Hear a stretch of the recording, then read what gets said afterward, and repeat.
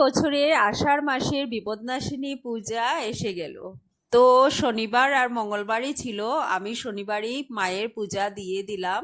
তো আমি ঘটে জন্য আমপল্লব নিলাম, সেখানে সিঁদুর লাগিয়ে রেডি করে নিলাম, মায়ের পুজোর জন্য ঘরটা বসালাম।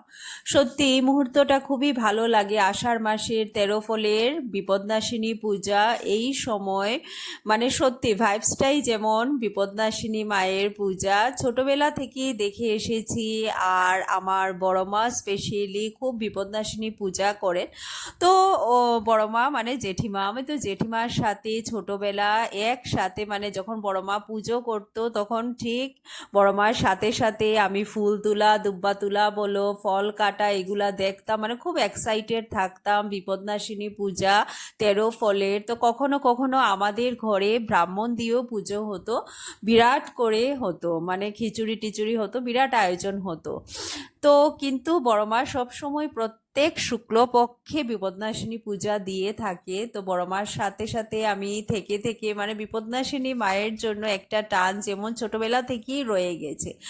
আর ঠিক আজকের দিনে মানে এসে গেল আমার মায়ের পুজো আষাঢ় মাসের। তো আমি এক এক করে ফল ধুয়ে নিলাম, ধুয়ে রেডি করতে থাকলাম। যেহেতু আমি মানে কাউকেই বলিনি, ঘরের মধ্যেই করে নিয়েছি, তো এত ফল আনার জন্য বলিও নি, কিন্তু এক এক করে ফল কাটতে কাটতে দেখি অনেক ফল হয়ে গেছে। মঙ্গলবারে প্রথম ভাবলাম একটু মায়ের পুজো দেব, কিন্তু তারপর ভাবলাম না, মঙ্গলবারে হয়তো আমার একটা কাজ পড়তে পারে, তো এটাই ভাবলাম যে আমি শনিবারেই পুজোটা দিয়ে দিই। তো আস্তে আস্তে আমি সব ফল কেটে নিলাম। আর ঠিক যেন আগের কথা আমি আমার মেয়ের সাথে বলছিলাম, কারণ আমার মেয়েরও সামার ভ্যাকেশন চলছে, তো আমার সাথেই বসা ছিল, ও অনেক গল্প করছে। তো আমি মায়ের পূজা কিভাবে ছোটবেলা করতাম, আমরা কিভাবে এক্সাইটেড থাকতাম সব, আমি তো স্পেশালি খুব বেশি এক্সাইটেড থাকতাম বিপদনাশিনী মায়ের পূজা জন্য। তো এইভাবে রেডি করে নিলাম, এক এক করে ফল কাটতে কাটতে দেখছি আমি আবার এদিকে নারিকেল আচার। আমাকে কমেন্টে বলবে নারিকেল কে নিজে নিজে ভাঙতে পারো, আমি কিন্তু একদমই পারি না। তো আলটিমেটলি নারিকেল ভেঙে নারিকেল কুড়াতে আমি মেয়েকে বসিয়ে দিয়েছি, এদিকে আমার মেয়ে নারিকেল কুড়াচ্ছে।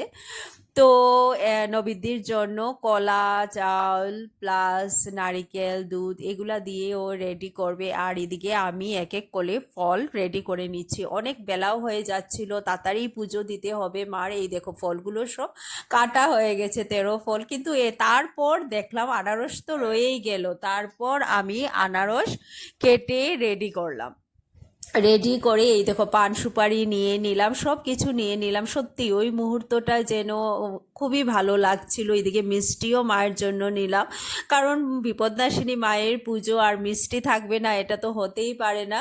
তো সব কিছু নিয়ে আমি এদিকে রেডি হয়ে গেলাম পাঁচালি পড়ার জন্য।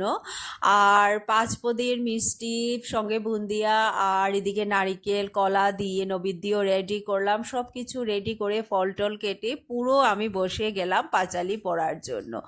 এদিকে আবার বেলাও হয়ে যাচ্ছিল, তাড়াহুড়োও ছিল একটু, কারণ অনেক টাইম লেগে যাচ্ছে। তো বিপদনাশিনী মায়ের পূজার এত আয়োজন থাকে, তো একটু সময় লেগেই যায়।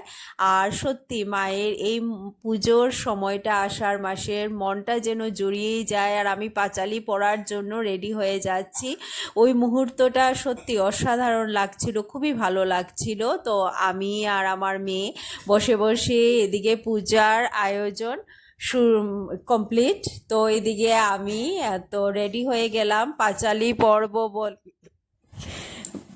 বৃষভানু শতাযুত বন্দ বজ্ররাজ শ্রুত, যাতে হবে অভীষ্ট পূরণ দশরথ প্রিয়াঞ্জন গণপতি পদভজ, যাতে সর্বকার্য সিদ্ধি হয় সর্ববিদ্যা অধিষ্ঠাত্রী অজ্ঞতা তিমির হন্তি, বন্দ মাতা দেবী সরস্বতী বিপদ তারিণী ব্রত, গাইতে হইয়েছি রত কৃপা দৃষ্টি কর দাস প্রতি, দেবদ্বিজ সাধুপদ সকল আবদ ছেদ সাবধানে করিয়া বন্দন পাঁচালী প্রবন্ধ করি। সন্ধ্যার পরে বেরিয়ে গেলাম আমি আর আমার মেয়ে কিছু বাজারের জন্য। তো একটু কেনাকাটার ছিল। তো এইদিকে বাজার থেকে আমরা জিনিসটা কিনে একদিকে মায়ের মন্দিরের সামনের দিকে যাচ্ছিলাম, কালী মন্দির। তো আমাদের কালী মন্দিরে আমরা গেলাম, মাকে প্রণাম করলাম। আর কালী মন্দিরে এসে সত্যি এত শান্ত পরিবেশ ছিল, এত বেশি ভালো লাগছিল শনিবার দিন।